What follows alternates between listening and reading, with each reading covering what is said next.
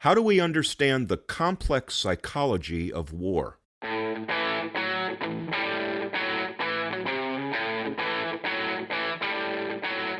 Welcome to the Hub for Important Ideas.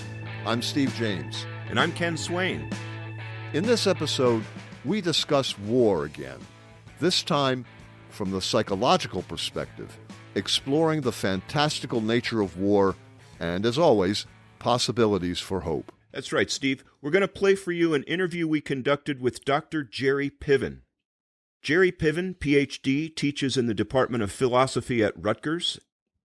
3 of his most notable books are Slaughtering Death, on the psychoanalysis of terror, religion, and violence, The Psychology of Death in Fantasy and History, and Death and Delusion, a Freudian analysis of mortal terror. In the past decade, he's published over 50 papers, and he's currently working on a book to be titled Pious Massacre, Literary Violence from Dostoevsky to Mishima, and an edited collection called Death, Religion, and Evil. And Jerry is a shameless fan of Star Trek. Shameless fan. Yeah, which we love. Here's the interview with Dr. Piven. Jerry, welcome back to the Hub for Important Ideas. Oh, did I go anywhere? Oh, well, thanks for having me. Hi, Jerry. Hi. Oh, well, thank you for being our guest once again. That's what I meant.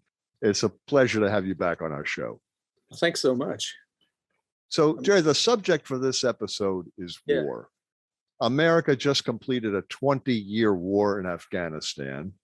Our nation is responsible for at least 500,000 total deaths. We've spent $8 trillion in the past 20 years with very little to show for it. Without getting into what all the various wars started out to be, what have they meant to our society? Well, clearly war doesn't mean the same thing for everyone. So some may see these various wars as necessary actions undertaken to preserve freedom and democracy from the evil menaces of terrorism or tyranny. And some may see those incursions as various attempts to root out evil and preserve the freedoms against despots that they deem to be violating human rights and committing injustices. And then there are others who more cynically perceive such acts with horror as a continuation of America's self-righteously insidious corruption masquerading as some kind of concern for freedom and human rights. So such events don't mean the same thing for everyone. But the actuality of those events and their political motivations is cosmically different from the meaning, right? So, as you know, there's a semiotic and symbolic meaning or imagination of these acts. And by semiotic, I allude to the study of signs, whereby, as Roland Barthes put it, the slippage of meaning creates a kind of mythology, which he calls the naturalization of fictions or fantasies. So the sinister danger here is that various incursions, including the ones that may not be impelled by actual concerns for life and freedom, are still going to be understood or misunderstood semiotically or paranoidically within the fantastical imagination or mythology of sanctimonious necessity, elimination of evil, righteous intervention, even divine mandate, all couched in the argot of ardent patriotic defense, life and freedom against injustice and actual danger. So, one problem here is that all this semiotic fiction and fantasy has so blurred and conflated the difference between actual human rights violations or imminent threats and fairy tale fantasies of evil that people may then derive deep gratification from the mirage that we're actually purging evil as we massacre countless human beings. Again, though there may be times when political action must be taken, that's radically different from the interpretations or fantasies people may invent to justify those actions so that they can bask in the luxurious pleasure of subduing terror or eradicating evil or preserving democracy. And all that meaning has the ritual function of not only giving a face to evil or knowing where evil is and then killing it off, but in displacing or expelling the anxiety that evil may even be lurking within our society or within oneself. So our perceptions of evil are often no more realistic than the children in Lord of the Flies seeing a dead parachutist in a distant tree and imagining it as some malicious monster.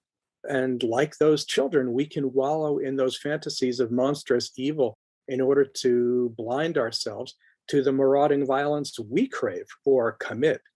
As Chris Hedges wrote, war is a force that gives us meaning, but that specific meaning is not only a fantasy narrative of American freedom and justice, but a kind of witchcraft that transmogrifies the other into evil while bleaching the self so that we can be baptized in purity and inflict our own terror sanctimoniously. So yeah, there's a complexity and proliferation and elusiveness of all these meanings. It's a complex psychological issue. Yeah. We're thinking about the society at large and what the wars have meant to us as a nation, as a society, and what it means to our culture. How do you respond to that? We have these various kinds of fantasies that put a face on evil and allow us to then punish and destroy evil as we bask in our own righteousness, as we become the cowboys of the world in our 10-gallon hat or something. And we can self-righteously say that we are protecting the world and freedom and democracy. We love those terms, freedom, democracy, et cetera, et cetera. We throw those terms around as though we really understand them, but we're so incredibly inconsistent and incoherent and often hypocritical about it that when we start to maraud around slaughtering people and killing them self-righteously, we imagine we're doing something for the sake of humanity and the planet and so forth. And that's what's so insidious about this semiotics or fantasy of evil. The meaning we get from it is this imagination of our country as one of freedom and democracy. And don't get me wrong, we have amazing freedoms and rights here, but we also violate them so despicably and so flagrantly, and then don't hold ourselves necessarily accountable. So the meaning, again, is one of this kind of righteousness and pervasiveness and proliferation of goodness that we spread to the world. There's this really kind of funny Family Guy episode. I don't know if you watch this demented show, but there's this great scene where Americans bomb Middle Eastern nations, and before you know it, the women wearing burqas or whatever are suddenly women in bikinis washing each other off with hoses and then kissing each other. And that kind of ludicrous image demonstrates the ways in which we kind of have this bizarre fantasy that we're going to spread democracy and we're doing all this good stuff and that we're not committing atrocities.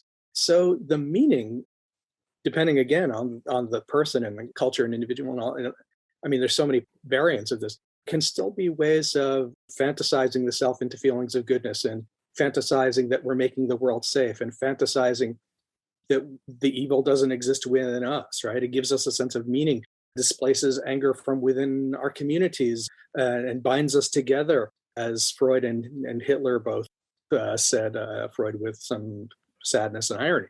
So yeah, those meanings can be incredibly powerful, not only in creating, again, the fantasies of goodness, but finding ways of mythologizing our own criminal desires and activities. Bind us together. Yeah. Indeed. Bind us together through, again, various fantasies of violence and purgation and elimination of evil and so on. Jerry, it's so fun to listen to you talk about this stuff. We have gone to our archives and brought out a question that you yourself asked, and I'm going to quote it back to you and see if you want to have an answer for it. It's a little bit long and it's rife with indignation, which is most appropriate, I think. Yeah. You once said, how much injustice, how much torture in these camps in Iraq? How many civilians have to be cordoned and captured and tortured, even though they might not be called tortured by our government? How many people have to be massacred? How many civilians have to be blown up? How much rape do you have to see before you actually think this is important enough to care about? Do you have an answer now for that question, which you yourself asked? No. No. No, I get paid It's a to ask redundancy. questions and sound profound without answers. No, the reason that I don't have an answer for that is because it's really difficult to quantify such realizations, because those realizations don't really depend on the accrual of facts or evidence. It's not like we are sort of blind to the stuff, and then when we get enough knowledge, we suddenly awaken to it. We intuitively assume that people will tend to be vague and distracted by all sorts of other things going on, but that when there's enough media attention and the imagery is too difficult to ignore, that we'll be moved by such injustices and finally pay attention. And while we do tend to ignore the suffering that isn't close to us, and while we do tend to function or survive by evading excessive stimuli that would otherwise be too overwhelming to process, there's conspicuous evidence on all of this, from terror management theory to Lakoff and Johnson to Drew Wesson and all that stuff. But there's also some other disturbing stuff going on too. So yes, clearly one of the decisive factors can be media attention. And yes, we tend to invest our concerns in proximal crises and filter out excessive information in order to function. Otherwise, there'd be a constant cacophony of discordant confusion and chaos and pain, injustice, outrage, and death. But one of the clues was recently provided from the terror management folks, right? When Sheldon Solomon reports that people have the propensity to reject facts even when inundated by mountains of evidence, it's more than filtration or even dissociation or denial or doubling, as Robert Lifton calls it. What these TMT studies show is that the dystonic, disgusting, horrifying facts are not merely rejected because they cause such pain and fear. That rejection consists of throwing oneself more passionately and righteously into those various fictive narratives, precisely because those fictive narratives were the ones invented or adopted to eliminate the terror of death. So when I asked how many deaths or massacres, it's not just a matter of numbers or media attention. Yeah, that media attention will have an effect, as I said, but the research again suggests that the very media attention and inundation by facts may simultaneously lead to massive denial or even sanctimonious fervor, since the distress and terror that they cause may induce that flight back into those very death and reality denying narratives. Of course, as per the last question, there may be other motives and gratifications as well. So when we ask how many deaths and massacres have to happen before we pay attention, not only must we consider terror, but gratification, because there are also people who slake their thirst for violence and suffering on these events, and again feel empowered and purified by the ways we dominate the world or torture deserving evildoers, humiliate them, or even experience apotheosis in that dominion we have over evil and danger. It's an incredible contradiction, though, when you think about it, that we're doing these horrible things and telling ourselves that we're the heroes of the world while we're doing it. And how could you not then deny that these are terrible things while you're telling yourself that you're the most wonderful cops of the world, saving the world from these terrorists? It's an incredible contradiction that you have to carry in your head. Well, it is, Steve. And as I say, or I probably repeat ad fornicum nauseum, as the psychiatrist Lang used to say, human beings have an almost unlimited capacity for self-deception. And again, it's not just denial or rejection of painful facts. It's also that we will sometimes throw ourselves into these fictional, fantastical narratives because those are the ones that blot out the dread of death, or in many cases, not only blot out the dread, but blot out our awareness of who we are and what our motives are and what we're doing. So in one sense, the obvious answer that people might give is, well, we need to be more compassionate. We need to educate each other. We need to mature. We need to be receptive and open to the humanity of others and all that sort of stuff. Yeah, we should, but it's not just like we need to be exposed to more facts and become more realistic or be better educated. We have these unfortunate inner dynamics to throw ourselves into fantastical narratives, especially when they keep us away from our own self-awareness, not only of what we fear, but also motivations sometimes. So there isn't an easy answer to this. That's why I said, no, I don't have any kind of a real solution, even though there can be suggestions for how we might proceed, right? It's unfortunate. You can't just tell people, here, be aware, care about this, be compassionate. Let me add another aspect of this.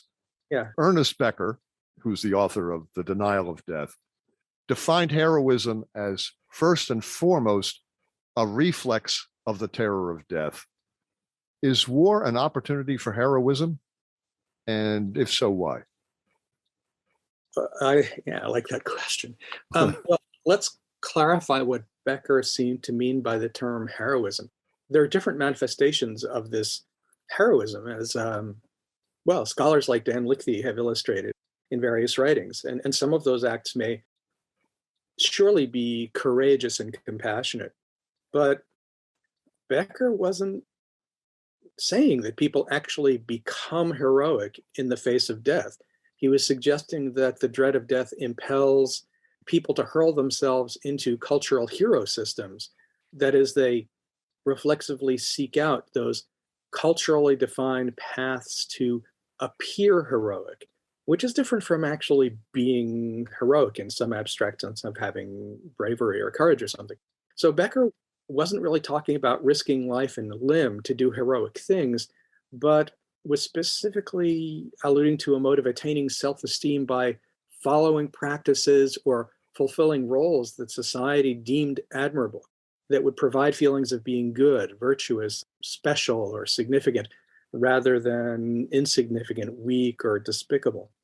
So indeed, war can, for some people, be an opportunity for heroism, and some may indeed sacrifice themselves or jump on grenades to save their comrades or risk their lives to defend other human beings and so on. People do exhibit actual courage. But we have to remember that for Becker, heroism is not about actual courage, but in many cases, the opposite, an utter lack of courage. Heroism is a reflex, not courage in confrontation with death, but a flight from death, a strategy of attaining self-esteem and feelings of significance that dissipate the dread of death. And here Becker is echoing Kierkegaard and Heidegger's notion that people submerge themselves in the they, in modes of obliviousness and comfort derived from immersion in what others believe and desire, in those social mythologies and actions that gain the love and admiration of others, which is, again, a manifestation of fear.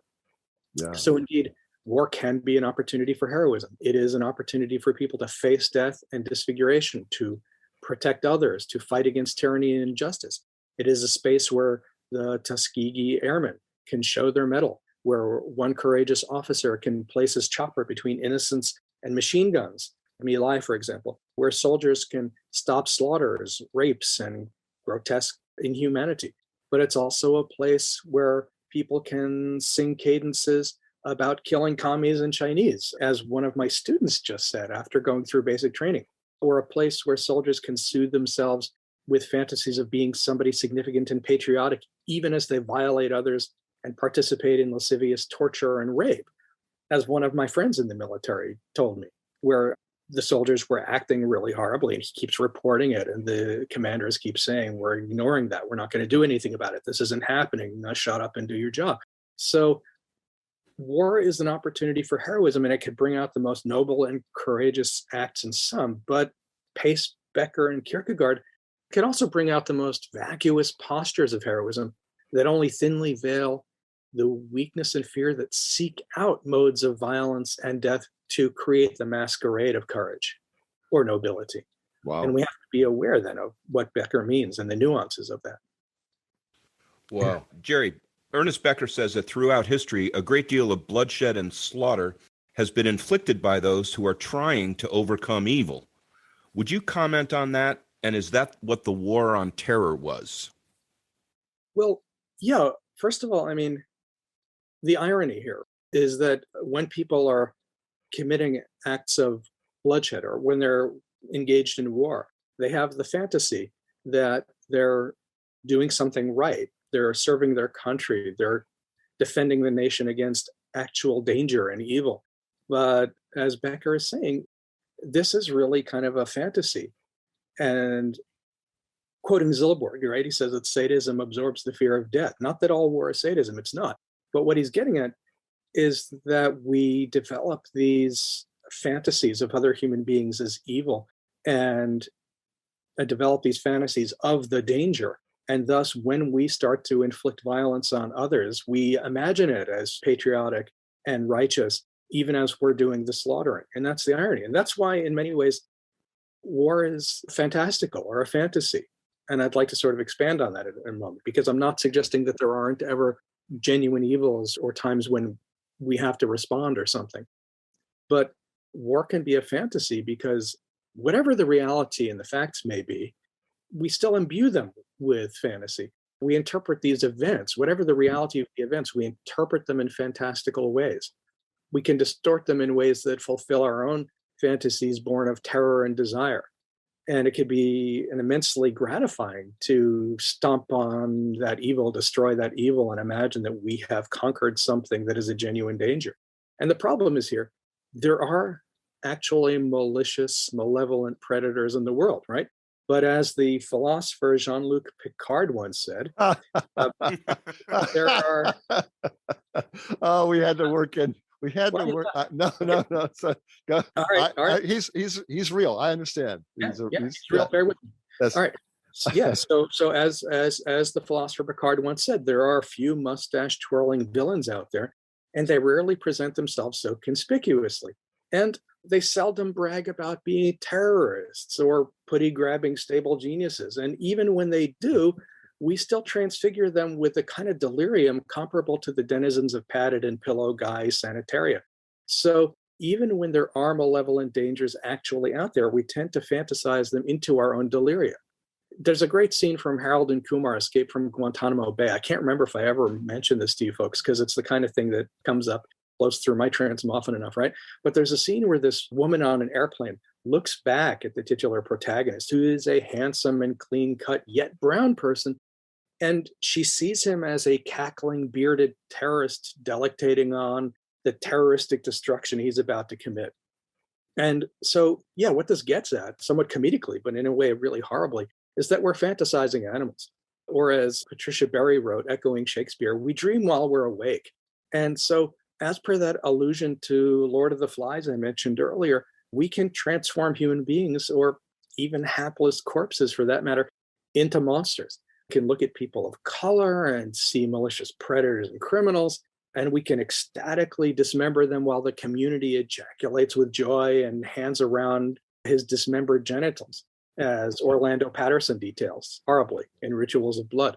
We can call people communists and socialists and rapists and murderers and terrorists, or imagine them about as realistically as a movie depicts orcs and vampires and supervillains. There's an opposite meme floating around the internet, which you've probably seen a million times, that juxtaposes radically different images and says something like how Americans see themselves and how the world sees us, right? And it's not just Americans, of course, but the comedic insight of the meme is that we can so distort and dilute ourselves that we may again transmogrify ourselves into heroes and saviors, and others into dementors and balrogs. Whatever actual malevolence and evil may be, we mutilate it into Sodom or Mordor. There's a great book by Norman Kahn called The Pursuit of the Millennium, and he talks about the ways in which medieval crusaders slaughtered Jews and Muslims as embodiments of the Antichrist and Satan and so forth. So yeah, war can be a fantasy where we can magically transform the self from an insignificant weakling nobody into the apotheosis of patriotic nobility and superiority. It can transform the other into the embodiment of rapacious malice or despotic wickedness. It can transform slaughter into sanctimonious salvation and heroism, entitled patriotic mandate to kill anything in one's righteous path, the right to torture, humiliate, and massacre all those despicable beings clamoring for evil. It can be a fantasy that again displaces fear, misery, spite, bitterness, helplessness, self-loathing into the other so that they are evil while the self is purified and amplified. It can be a fantasy that enables one to know and to unknow and evacuate the self and clothe the other in one's own despised core being. It can be a fantasy of apotheosis, redemption, and rebirth. it can recycle the fantasy of ekpyrosis or ekpyrosis, cleansing and rebirth through fiery destruction, as some scholars like Dave Beizell have even adumbrated. And this is really weird and counterintuitive. War can even embody the desire to sacrifice the self, to slaughter one's own weakness, to punish one's own weakness, to purify the self through self-sacrifice and death, because people may suffer their own need for punishment and forgiveness that can only be satisfied by lacerating the self. So self-sacrifice can be a fantastical path to forgiveness, goodness, redemption, absolution, or even love, as one suffers wounds and pain in order to gain that deliverance and love. And a nation, has been said, a nation can be sacrificing its young, brave people, especially its young men, in this sort of blood sacrifice. Yeah. And right. Becker calls it a potlatch. Yeah, a potlatch. And then we, for whatever reason, we always say we're defending our freedom, as though the Taliban went marching down Main Street and we have to defend our freedom from these hordes of horrible Afghans. And to the best of my knowledge, the Taliban has never attacked American soil or threatened our freedom. Freedom, I think, is more threatened by our own people than people outside of this country. But also, let me add one more thing. Yeah. Where does vengeance fit into this? Because 9/11 was an attack, and so many people enlisted in the military then to get revenge. How does that factor into all this? Okay, well, two things on that, Stephen, and I better say them quickly before I forget. First of all, some people might respond to your comments about the Taliban by saying that they might not be an actual threat to American or American soil, but that they are terrorists or that they subjugate their own people. And you can look at the acts of what they do, whether they're killing women or they're throwing homosexuals off buildings or dropping walls on them, right? One of the early books on the Taliban described the kinds of things that people would do to each other. They could arguably be described as terrorists or people who commit incredible human rights violations and so forth. So somebody might respond to that by saying that they don't have to be a threat to us for them to be a threat that is worth destroying, right? But that aside, even though they may not be a threat to American soil, and even though they might be committing various kinds of real human rights violations and doing some despicable things, the reality of those things, as I said, is always going to be different from the way we imagine and fantasize people as some sort of cosmic evil enemy. And that's part of the problem, is the space between the reality of things and the fantasy that then justifies various kinds of extermination, that somehow amplifies the enemy into some sort of imminent danger that must be destroyed. And that when it's destroyed for the sake of, again, democracy and freedom and so forth. It's absolute necessity. We have to do this lest this incipient danger overwhelm and destroy us. So that's part of the fantasy. Even if various cultures or organizations may be dangerous and doing despicable things, it's not just the actuality that becomes the issue for us. And that's why it's so easy for us to slaughter them and then feel somehow as if we've saved the planet in doing so. Now, that relates paradoxically, unexpectedly, to that question about vengeance, Steve. And the question is, well, what do we mean by vengeance, first of all? Well, vengeance is one of those peculiar and slippery terms, because vengeance makes it seem as though we are actually avenging an atrocity or crime committed by a specific group of people. But again, there's that sort of fantasy slippage in the term vengeance. So when you have G.W. Bush claiming that we are retaliating against those who made 9/11 happen, there should be this moment of kind of dissonance where we say, wait a minute, if that were truly the case, that it was just a morally righteous, appropriate response to an act of violence, then we wouldn't be necessarily bombing Afghanistan into the Stone Age, right? So if we want to look at facts here, for example, then we have to look at the narrative and say, wait a minute, if we're actually responding to an act of violence, why are we responding not against the people who committed the violence, but a culture that is totally unrelated? So for instance, Osama bin Laden and Saddam Hussein were enemies. They weren't in cahoots. They weren't partners in crime. They despised each other. And so 9/11 was not committed by Iraq, for example, right? It was committed by a group of different terrorists from different nations, especially Egypt, for example, and Saudi Arabia. Saudi Arabia. So it's a kind of weird, peculiar, demented fantasy to say, oh, okay, terrorists from individual organizations that are based in Saudi Arabia and Egypt attacked us, so let's go bomb the Iraqis. I mean, that's kind of a comical American response and pretext for warfare. But then if we do this, we have to understand that, again, the vengeance is not really incredibly realistic.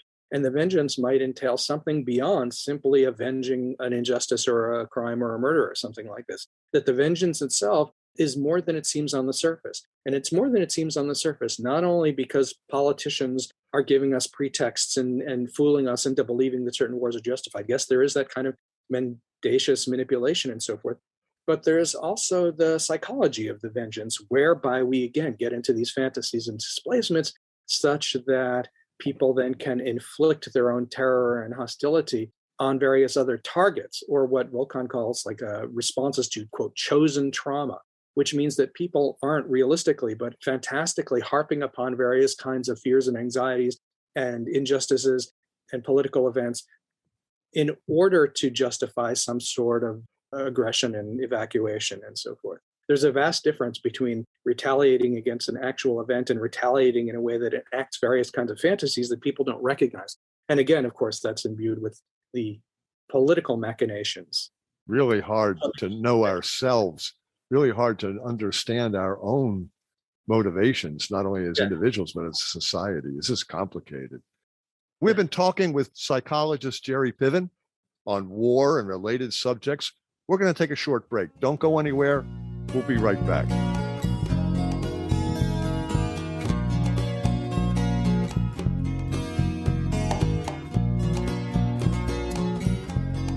We're having a conversation about war with Jerry Piven, psychologist at Rutgers University. Jerry, how would you relate war to giving us meaning? Well, people can derive different kinds of meanings from this war, and some of them are more realistic and some of them are more fantastical, and people derive different kinds of meaning from it. So again, some people are going to imagine war as a way of uniting us patriotically.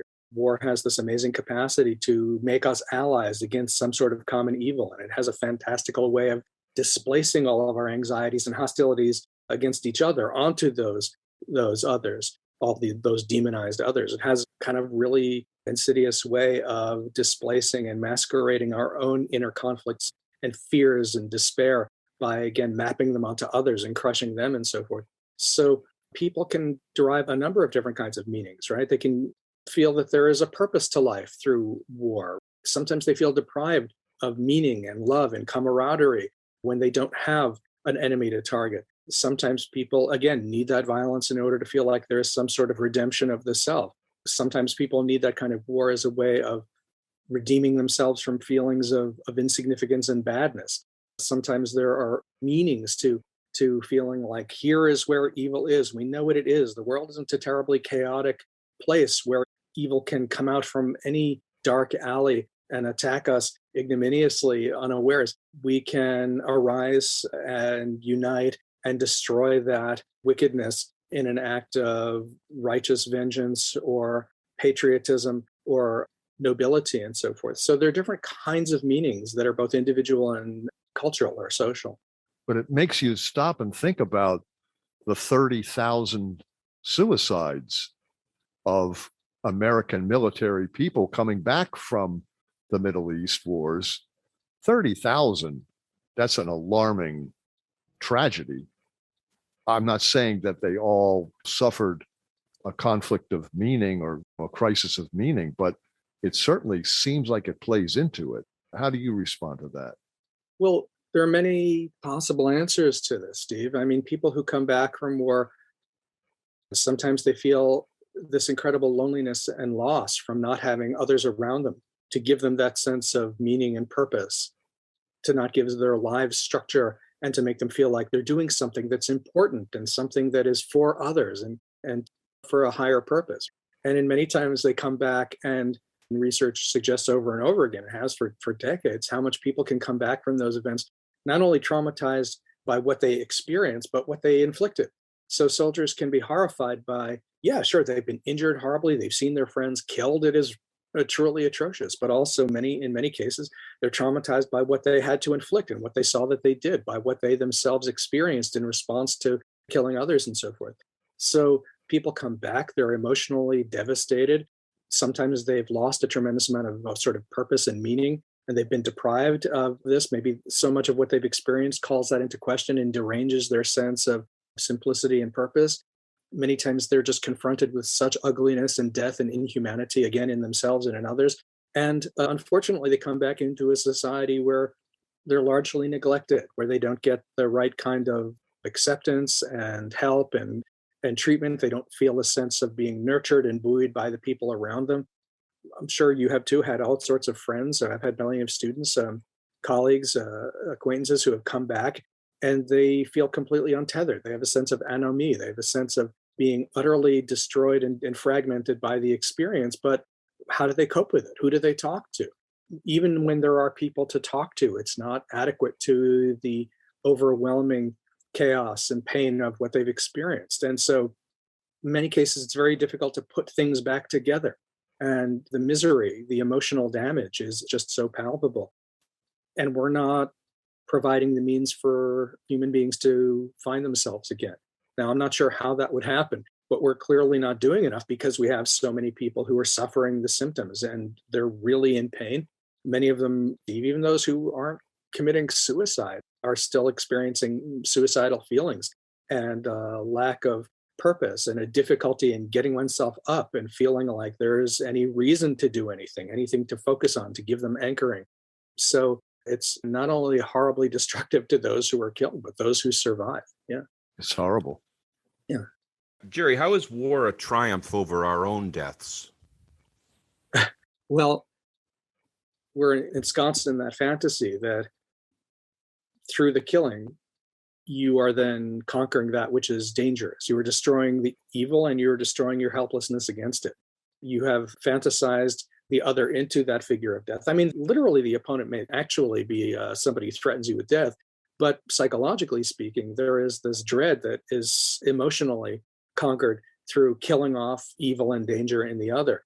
And so this is why there is that potential feeling of euphoria or even ecstasy in the killing of the other. It's not just abject sadism, although abject sadism could exist. For example, I mean, one looks at what happened in Abu Ghraib, for example, in torture camps and so forth. One can find all sorts of research on people deriving pleasure from violence, but it's not just the abject sadist per se that derives pleasure here. I mean, according to Becker, it's that sadism absorbs the dread of death by smashing it and crushing it in the other. And one attains this sort of illusion, the feeling of bliss, that the danger no longer exists and that one has power to triumph over it through that violence. But even that momentary triumph is also a lingering, sort of protracted response to a kind of existential dread that's not going to go away through that death. So this is why it's imbued with such fantasy and can become addictive and is experienced as some sort of apotheosis or triumph through that activity of crushing the fantasy of what is annihilating. If we could drill down into that a little bit more, Jerry, you once spoke about systems that provide defense against the dread of death and annihilation as becoming sacred, even if not overtly sacred, but that they become dogmas that protect the self against the terror of annihilation.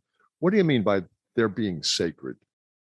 Well, I think at the time I was probably drawing on Elliot Jakes' article from the 1950s about social systems as a defense against the fear of death.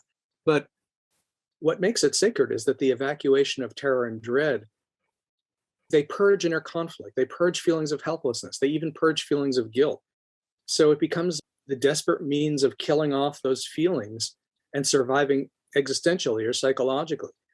It's the embodiment of what Mike Eigen says when suggesting that delusion and madness can be a defense against psychic disintegration. I mean, it's kind of paradoxical and counterintuitive, right? Because we think of these deliria, delusions, various kinds of impulses as symptoms of psychopathology or something. What Eigen is saying is that even though they are expressions of psychopathology, they're also enacted or believed in order to create some kind of stability, some kind of belief or security, that they are defenses against disintegration. You need this kind of delusion in order to protect you against further emotional derangement and falling apart. So these ideas, these fantasies or activities become sacred because they're so desperately necessary, because we are so desperate to escape ourselves, to escape our terror, our despair, or even our inner awareness. It becomes sacred because these fantasies or delusions or activities purify and redeem us, because cherishing and amplifying such visions, such deliria, can feel so redeeming. War provides meaning and becomes a sacred triumph over death, over the terror of one's own disintegration and annihilation. But again, as I said, against the existential death we dread, which is different. So our own significance and knowledge of our own desires and motivations, the secret self that we hide from ourselves and others, it becomes a defense against our own vulnerability and laceration by those feelings of vulnerability, powerlessness, guilt, contempt, self-disgust. So this is again why Volkan can say that we have a need for enemies and allies, so that we can displace and project our own terror, our own trauma, our own insignificance, our own miseries onto others.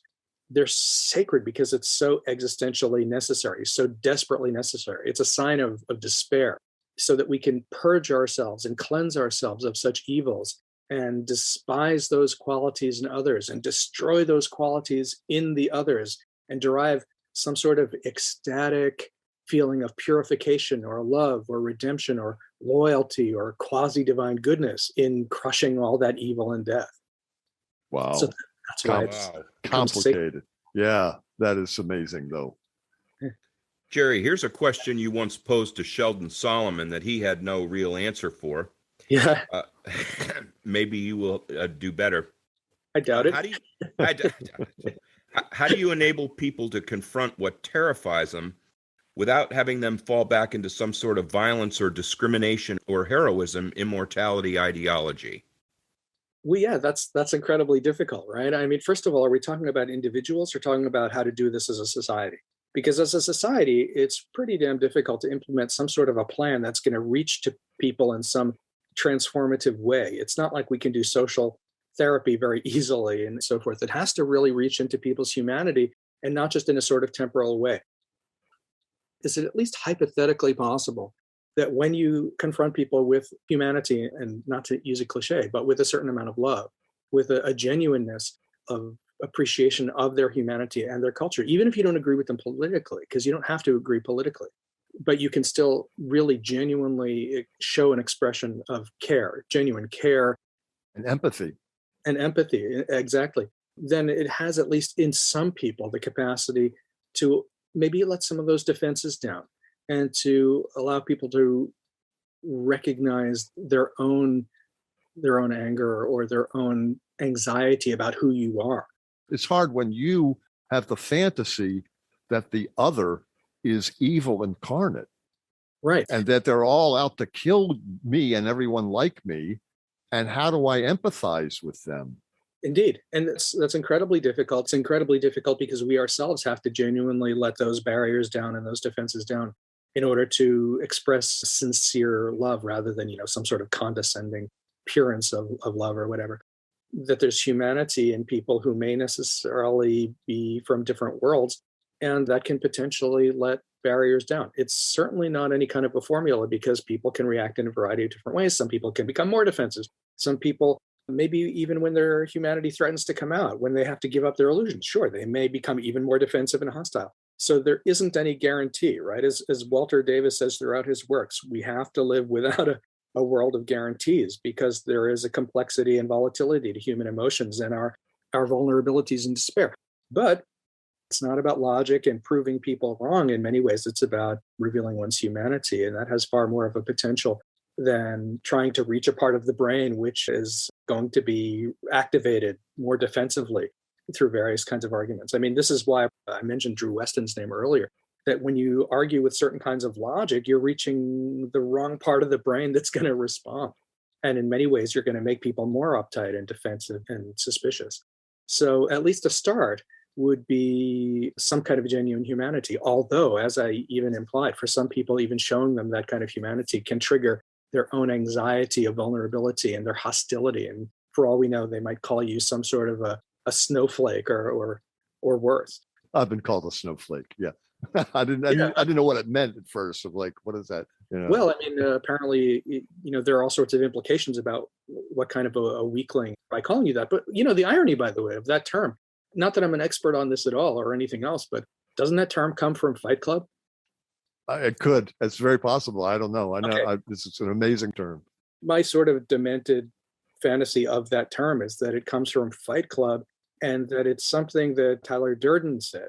And the irony here is that Tyler Durden is sort of the psychopathic, delusional fantasy aggressor in the film rather than the sane human part of the film. The Brad Pitt character. Exactly, the Yeah, Brad Pitt yeah. character. By the way, he hit on my mother, so I still have to talk to him about that. But whole other story. But no, actually, it was my mother hitting on Brad Pitt. But anyway, yeah. it doesn't matter. It doesn't matter. My point is that the term snowflake derives from the delusional psychopathic character, and so that when people are calling others snowflakes, they are unwittingly, without any sense of irony, identifying with the psychopathically violent personality in the film. Yeah.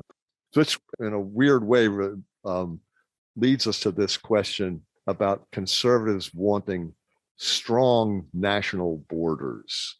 Where does all that come from? Okay, so once again, there's the distinction between the realistic danger and the unrealistic danger, right? And so, yeah, there are clearly people coming over the border, and maybe some of them are criminals. Maybe some of them are hypothetically drug dealers or other sorts of lascivious characters. But there's a vast difference between the reality of who some of these people might be as criminals and the fantasy that they're rapists and murderers and so forth. And so, have you ever talked to people who really believe that we need strong borders? There is, again, the actuality of why we would hypothetically need these borders. There's the actuality of what happens when we have unregistered people in the country who don't have any kind of registry and therefore you don't have whatever it means, don't have insurance, don't pay taxes, are unaccountable. There are all sorts of potential problems that might exist. But then there's the fantasy of what these people are supposedly doing. There's the fantasy that they're not paying taxes. So the fantasy that they're committing more crimes, because statistically speaking, immigrants commit fewer crimes, right? So the fantasy is what's at issue here. Do we need, in certain cases, to strengthen borders or provide the kinds of vetting or the kinds of regulation that would stop certain kinds of crimes from happening? Yeah, okay. But I mean, we actually do have some of those regulations. We do vet people and all that sort of stuff. Are there problems? Yes. Are there dangerous people? Yes. But there's also the fantasy. And if you talk to people who are really passionate about why we need strong borders, we're going to have to recognize the sort of space between the reality of those problems and the fantasies of what these people, whoever they are supposedly like. I've spoken to certain people about this, and people will sort of spout out those kinds of cliches. They're stealing our jobs. They're all marauding around. They're all going to commit crimes. These are the wicked people who are preying upon us and so forth.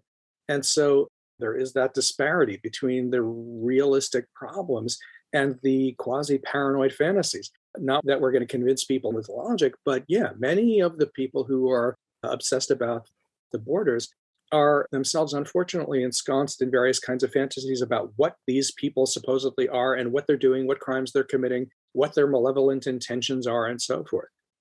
And it's unfortunate that people are, as Nietzsche would say, screaming too loudly to think in terms of subtleties, that anxiety about these kind of lurking, sneaky, wicked people is really, in many ways, unsusceptible or invulnerable to any kind of reason or to the facts. Because in many cases, not all, but in many cases, these kinds of fantasies are diminishing despair, diminishing death anxiety, making people feel safe. It's the illusion of safety. It's the kind of protective, paranoid fantasy that has to be weighed up against the real facts of what kind of dangers people might actually pose. And so there is that tremendous disparity in many cases over what the actual dangers are and what these, I keep putting this in quotes, air quotes, what these people supposedly want. Well, many people clearly are seeking out a better life, and many people are fleeing injustice and persecution and all sorts of horror. So not surprisingly, these human beings are not who we think they are. And actual problems and dangers aside, there is that unfortunate fantasy, which isn't just an error. It's not just a mistake. It's not just a bad mathematical calculation. It's not just what they've read in the news or heard in the news that is some sort of mistake that can be easily corrected with facts. In many cases, it is a very gratifying fantasy that displaces and locates evil, and in order to make the self feel powerful and safe against that danger, to give that evil a face, and then to punish that face and put it in cages, etc., in order to displace fear and even wickedness from the self. And so there's all this complexity going on. Good luck trying to convince people who are ensconced in that to realize it. I mean, as James Hillman said, those people in a fantasy of domination are almost never aware that they're in the fantasy of domination. And I'm not sure if he said almost. Yeah. Jerry, my whole life I've heard the expression holy war. Yeah. As if it somehow makes it better. Can you talk about what is a holy war? Well, explicitly, holy war is a war that is undertaken in the name of some sort of righteous holy cause. So, I mean, you could call certain kinds of jihad or crusades holy wars, even though jihad has many complex meanings that don't have to do with physical violence at all.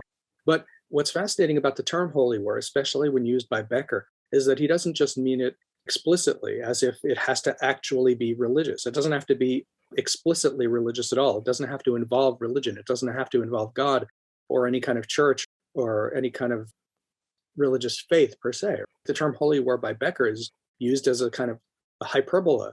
It's a way for him to describe what I was alluding to earlier, and the way in which things become sacred, metaphorically speaking, sacred, not literally sacred as in blessed by some sort of a priest or something.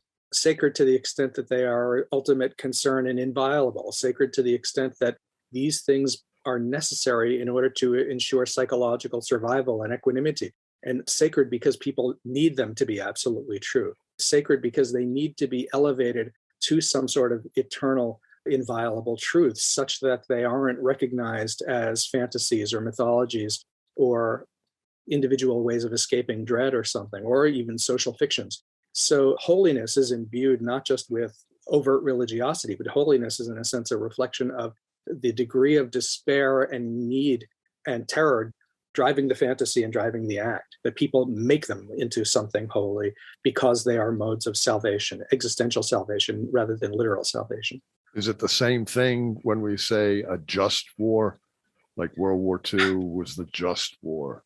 Is it the same? Well, no. I mean, there can be just wars, right? I mean, you may be a pacifist and say there's no such thing as a just war. That's arguable. But there's a difference between saying this is why there is a moral necessity for intervention.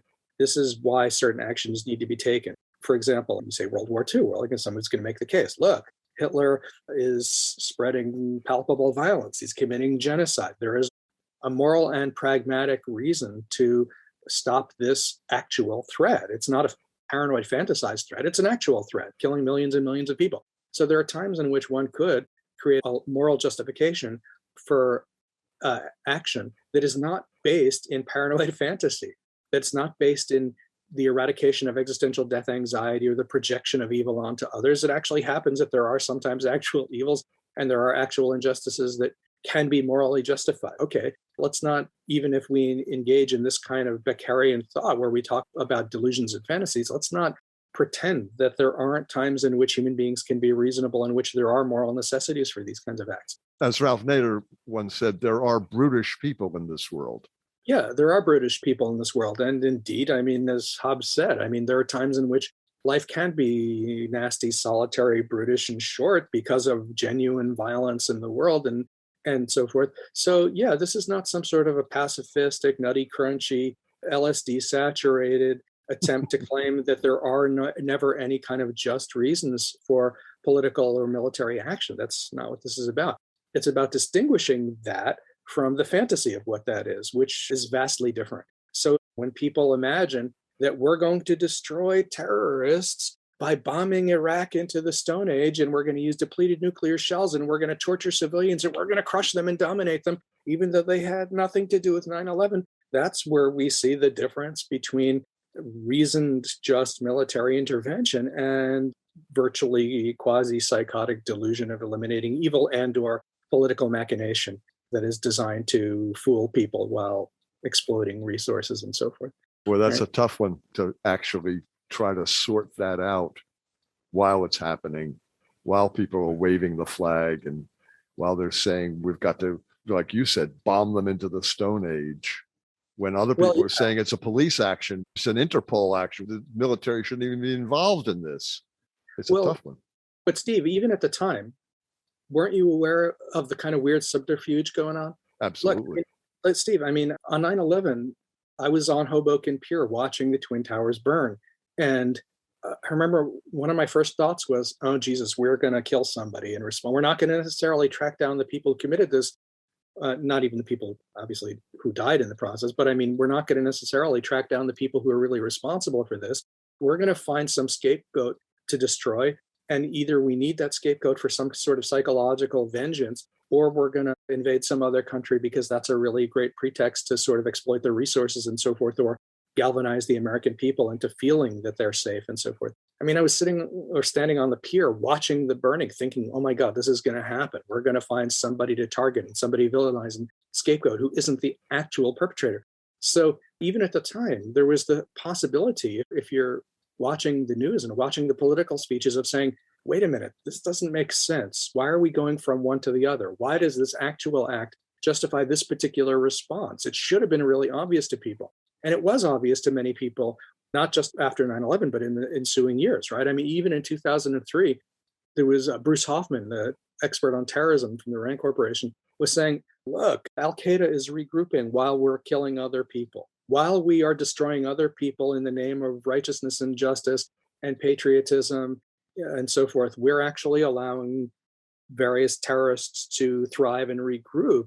And so there's that weird disparity between the actuality of what is necessary and the actuality of danger and the kinds of ludicrous mirages and quasi-delusional fantasies we're having about it, which don't solve any practical problems, but they do enable us to feel that illusion of triumph and apotheosis and conquest of death and evil and so forth. And the political necessity. I mean, it's arguable point that George W. Bush would have been impeached if he hadn't taken some strong military action. Well, indeed, that's why I talk about the pragmatic issues and the political machinations that are also driving this stuff, whether it's the drive for oil or exploitation of resources or the political maneuvers that enable people to retain power and stay in office and do all sorts of other stuff. Yeah, I mean, I wouldn't want to only reduce it to all of these psychological fantasies. There are also the political machinations, which, by the way, are also sometimes imbued with fantasies, but let's not pretend that it's simplistically one or the other. Yeah. Yeah. Jerry, as we're getting to the end of our time, and we always try to find some hope at the end of these conversations, even though we're talking about seemingly hopeless topics, where in all of this discussion of war is there any hope we're going to overcome our natural tendencies to do this? Wait, doesn't Sheldon Solomon always quote that great line that science is the refusal to believe on the basis of hope? Okay, so that aside. Hope is the last thing that falls out of Pandora's box. All right, well, as much as I love to talk about Pandora's box and everything inappropriate that implies, let's... No, don't go there. I don't know why you're not. So, look, Ken, I don't want to eliminate any kind of possibility of optimism or possibility of humanity ever being compassionate. There are people who are genuinely compassionate out there. There are people who are ardently working for the good of humanity that in ways that don't involve demonization and othering and slaughter. There are all sorts of, really amazing trends among young people where they're doing great stuff for the environment and bringing people together and really trying to combat this sort of adversarial violence. There are plenty of people who are not doing that. There are plenty of people who are sort of righteously woke and full of hostility and maybe canceling each other and so forth. But there are also lots and lots of people who really do care, and they're not caring in a way that demonizes and vilifies and destroys others. They're really amazing people out there who are doing incredible things for humanity and the environment. So there is, I think, cause for some optimism that there really is compassion out there, and there really is a loving perspective that isn't just self-righteous and vengeful. Now, is there hope that we're not going to destroy ourselves? Is there a legitimate, reasonable hope that the people out there committed to this kind of compassion are going to win out against the violence and the self-destructiveness? Now, I remember that Star Trek episode where McCoy sort of slyly says to Kirk, evil usually wins out over good, in my experience, right? So it is tempting to be cynical about that, especially if we consider how much bloodshed we've inflicted in the course of history, right? Hillman says that in recorded history, there are 14,600 wars. And that was, of course, before the last 50 we've seen, right? And Dr. McCoy is always right. Well, most of the time. All right, that's another podcast episode. Another show. Yeah, but that aside, again, yeah, there is some, Ken, I think there is some reason to have a certain amount of, at least not unrealistic, but hope and esteem for so many amazing people in the society who are enduring injustice and enduring our inhumanity to each other and somehow managing to survive with the capacity for love and compassion. I find that incredibly amazing. So yeah, there is a reason to think that human beings are capable of really just truly appallingly humane acts toward one another. Yeah. This is great. Folks, we've been talking with Dr. Jerry Piven about war and related issues, including Star Trek. Jerry, thank you once again for a terrific conversation. All right, well, my pleasure. When do we begin? I'm ready to start talking about the serious stuff. Good. There you go. I hope we can ask you to come back because you're one of our favorite pessimists. Absolutely, yeah. Well, you're making me wonder what's wrong with you guys. But I appreciate the sentiment, and I'm happy to come back anytime you want me. I just can't promise to make any sense. Yeah, you always do. Thank you so much. Take care. You too. You've been listening to an interview with psychologist Jerry Piven discussing the realities, unrealities, and apotheosis of war. Steve, what's your takeaway? Well, once again, Jerry gave us an extremely thought-provoking discussion. Boy, he sure did, didn't he? Yeah, man. First of all, Jerry focused on a distinction between the realistic danger and the unrealistic danger inherent in war. He enumerated a long list of fantasies that people have about war, starting with semiotic or symbolic fantasies that diminish despair, diminish death anxiety, and make people feel safe. He talked about a kind of mythology, a fantastical imagining of sanctimonious necessity, elimination of evil, righteous intervention, even divine mandate, all couched in a kind of zealous, patriotic defense of life and freedom against injustice and actual danger. One problem is that all this fiction and fantasy has so blurred and blended the difference between actual threats and fairy tale fantasies that people may derive deep gratification from the mirage that we're actually purging evil as we massacre countless human beings. Yeah, and a major fantasy is that we're protecting our freedom and democracy. We love those terms. But we're so incredibly inconsistent and incoherent and often hypocritical about it that when we start to slaughter people and kill them self-righteously, we imagine that we're doing something for the sake of humanity and the planet. It gives us a sense of meaning. These notions don't depend on the accrual of facts and evidence. People have the propensity to reject facts and cling to their fantasies even when inundated by mountains of evidence. Yeah, and this is a disturbing thing from recent politics and other things.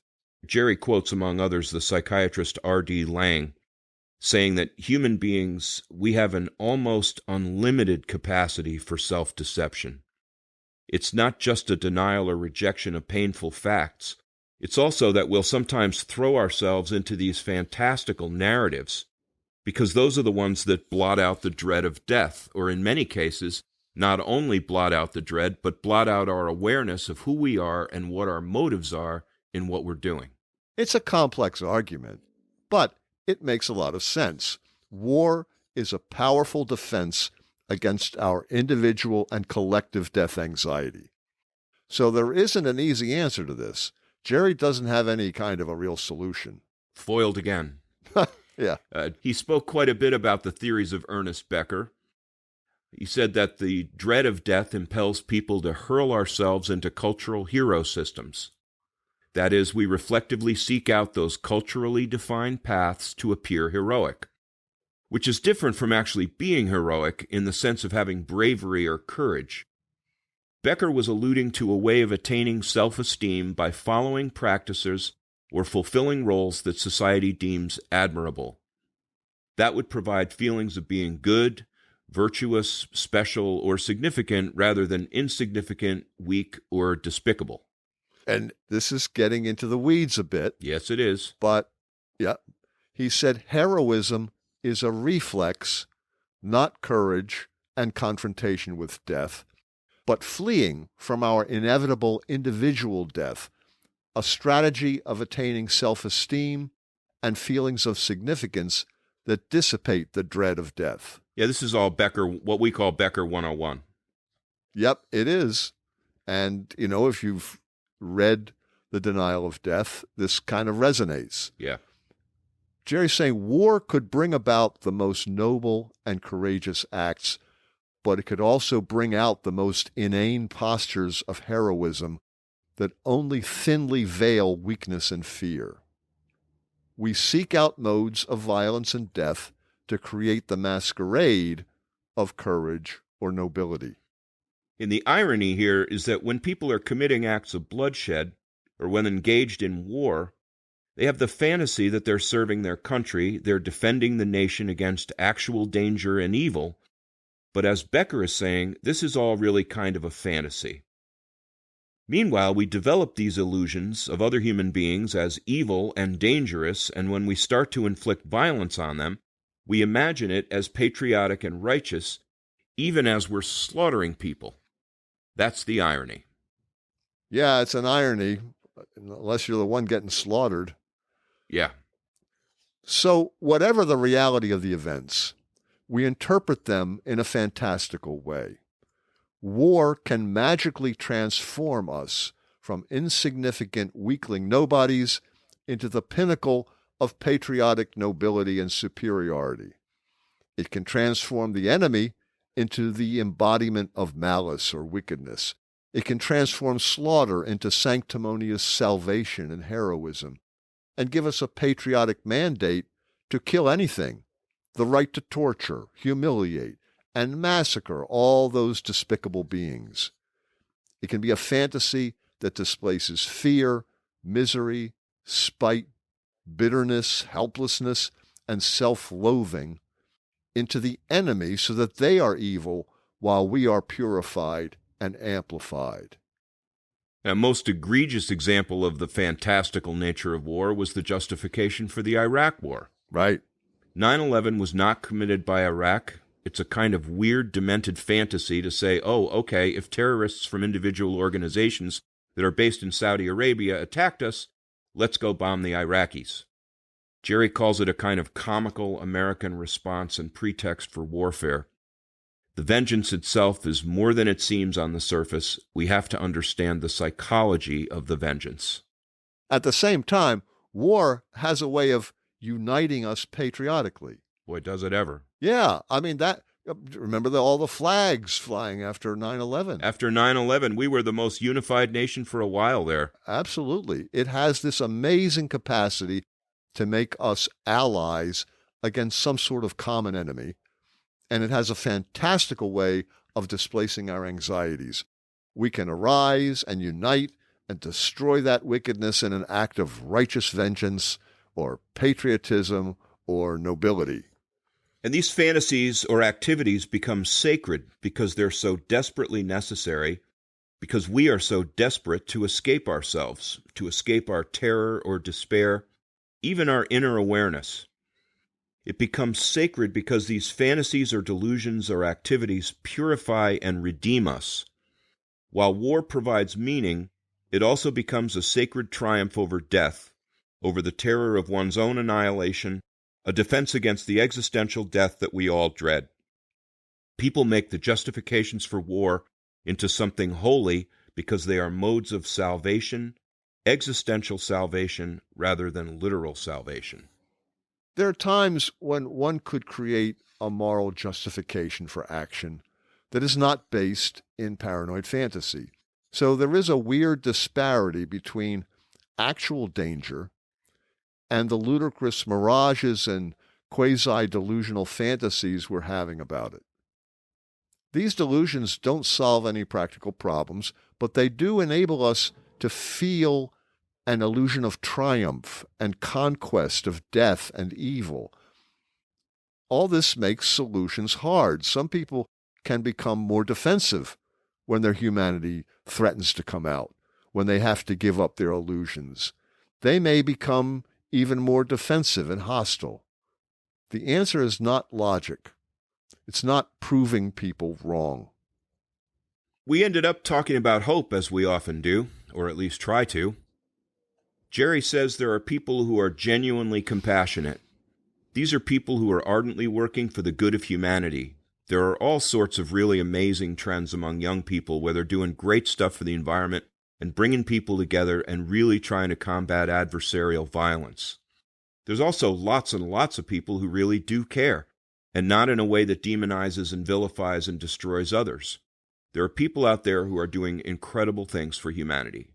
The question is there a legitimate, reasonable hope that the people out there committed to compassion are going to win out against the violence and self-destructiveness? There is some reason to have a certain amount of not unrealistic hope and esteem for so many amazing people in the society who are enduring injustice and enduring our inhumanity to each other. They are somehow managing to survive with the capacity for love and compassion. I enjoyed this uniquely Jerry line. Human beings are capable of appallingly humane acts toward one another. Appallingly humane. I love that. Yeah. Important ideas, Steve. You know it. So thank you, Jerry. Folks, join us next time. Like us on Facebook. Please recommend us to your friends. You can find us at www.thehubforimportantideas.com. And support us on Patreon at www.patreon.com/thehubimportantideas. We are 100% listener supported. And please check out our documentary video series, Conversations with Solomon, Exploring Human Motivation, now on YouTube. Thank you, everyone, for listening to The Hub for Important Ideas. I'm Steve James. And I'm Ken Swain. Stay safe, everybody. Stay well. This has been a Contemporary Heroism Initiative production.